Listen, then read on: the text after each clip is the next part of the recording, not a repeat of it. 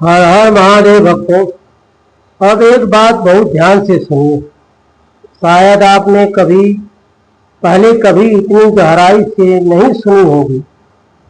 जब हम सुबह सुबह सूर्य नारायण भगवान को जल चढ़ाते हैं तो एक सवाल मन में जरूर आता है, जो जल नीचे गिरता है उसके छींटे अगर हमारे शरीर पर पड़ जाए तो क्या वो गलत है?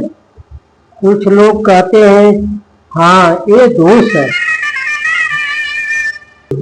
हाँ ये दोष है, लेकिन सच क्या है? शास्त्रों की माने तो ये दोष नहीं बल्कि आशीर्वाद है। जब आप धरती पर खड़े होकर भक्ति भाव से जल अर्पित करते हैं तो वे जल केवल पानी नहीं रहता, उसमें सूर्य की ऊर्जा और भगवान की कृपा मिल जाती है। और जब वही जल आपके शरीर को छूता है तो वे आपको शुद्ध करता है, आपके अंदर सकारात्मक ऊर्जा भरता है।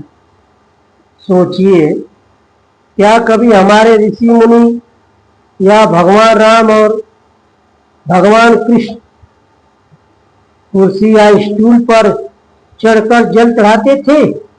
नहीं, वे हमेशा पृथ्वी पर खड़े होकर ही अर्घ्य देते थे, क्योंकि ये पृथ्वी भी भगवान का ही रूप है।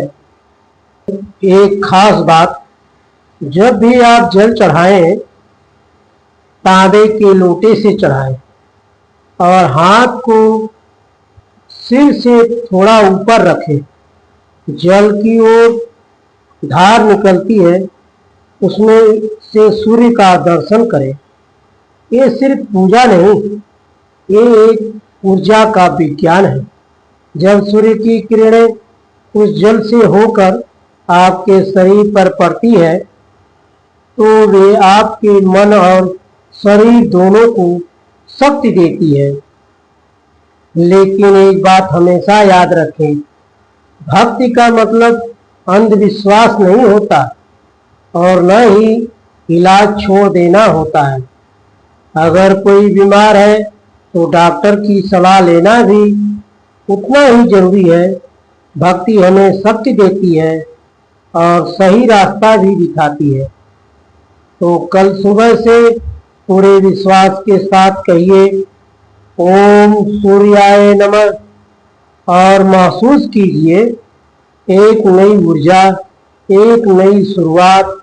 अगर आपको ये सच्ची और ज्ञानवर्धक बात पसंद आई हो तो वीडियो को लाइक करें, शेयर करें और कमेंट में लिखें जय सूर्याय नारायण।